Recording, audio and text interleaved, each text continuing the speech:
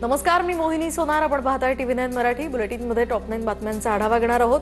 सुरुवातीला काही राजकीय बातम्या पाहूयात. पवारांनी गौप्यस्फोट केला आणि त्यानुसार आता प्रतिक्रिया उमटतात. कोणी काय म्हटलंय पाहूयात टॉप 9 बातम्यांच्या माध्यमातून.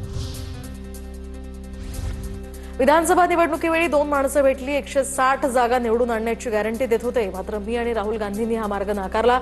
शरद पवारांचा मोठा गौप्यस्फोट.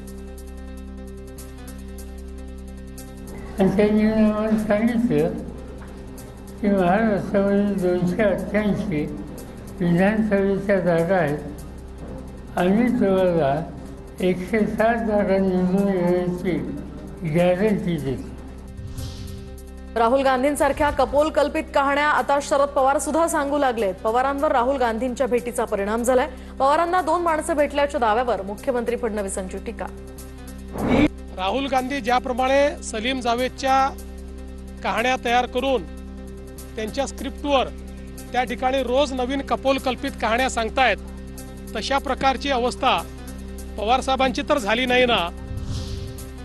राहुल गांधींनी निवडणूक आयोगावर आक्षेप घेतला. मग भाजप आणि मुख्यमंत्र्यांनी उत्तर देण्याची गरज काय? राहुल गांधींच्या प्रश्नांना आयोगानं उत्तर द्यावं, शरद पवारांचा निशाणा. आक्षेप घेतल्याच्या नंतर भारतीय जनता पार्टी मुख्यमंत्री यांनी आपली मतं मांडायला उद्या याची कारण काय मला समजू शकत नाही. आम्हाला उत्तर हवंय ते निवडणूक आयोगाकडनं हवंय, दुसरं कोणाकडून नाही. संसदेतील शपथ सुप्रीम कोर्टात चालेल का? आयोगानं मागितलेल्या शपथपत्रावरून फडणवीसांचा राहुल गांधींना सवाल. खोटं बोलायचं आणि पळून जायचं, फडणवीसांकडून राहुल गांधींचा पळपुटे असा उल्लेख. कॉसाय ज्युडिशियल मॅटरमध्ये जर त्या ठिकाणी तुम्हाला शपथपत्र मागितलं जात आहे तर तुम्ही शपथपत्र का देत नाही? कारण तुम्हाला माहिती आहे तुम्ही खोटं बोलतात, रोज खोटं बोलायचं आणि पळून जायचं, असे पळपुटे लोक आहेत. शरद पवारांच्या दाव्यामध्ये तथ्य असेल. निवडणूक आयोगावर टीका केली की भाजपला झोंबतं, आदित्य ठाकरेंची ही टीका. असूही शकेल, कारण आपल्याला माहिती आहे अनेक वर्ष पवारसाहेब राजकारणात आहेत आणि त्यांचा अनुभव हा खूप मोठा आहे. अनेक निवडणुका त्यांनी आयुष्यात पाहिलेल्या. साधारणपणे निवडणूक आयोग भाजपच्या कार्यालयातून चालतं हे आता कळायला लागलेलं आहे. अनेकदा असं होतं की आम्ही निवडणूक आयोगावर बोलतो आणि झोंबतं ते भाजपला. मतदार यादीतील धांदलीसाठी दोन व्यक्ती पवारांकडे आल्या होत्या. 160 जागांवर मतांची फेरफार करण्यासंदर्भात सांगितलं. जितेंद्र आव्हाडांचाही दावा. दोन व्यक्ती त्यांच्याकडे गेल्या होत्या. आम्ही मतदार याद्या मॅनिप्युलेट करून घेऊन तुम्हाला अमुक अमुक सीट निवडून देऊ, काहीतरी त्यांनी 160 असा काहीतरी आकडा सांगितला होता.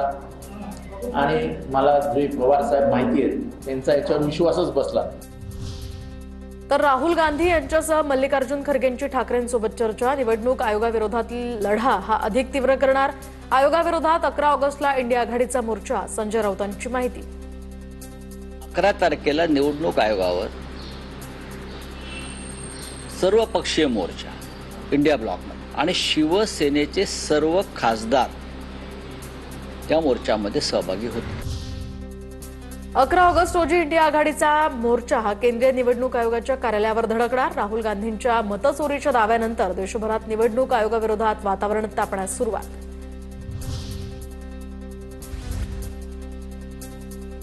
शिर्डी मतदारसंघामध्ये सुद्धा मतदार नोंदणी घोटाळा. आयोगाकडे आता माहिती मागून सुद्धा ती दिली नाही, बाळासाहेब थोरातांचा आरोप. तर स्वतःचं अपयश झाकण्यासाठी थोरातांचं बेताल वक्तव्य. विखे पाटलांचा पलटवार.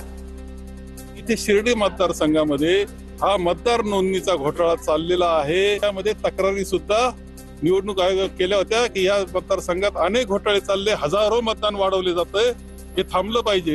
याच्यावर कोणतीच कारवाई झाली नाही.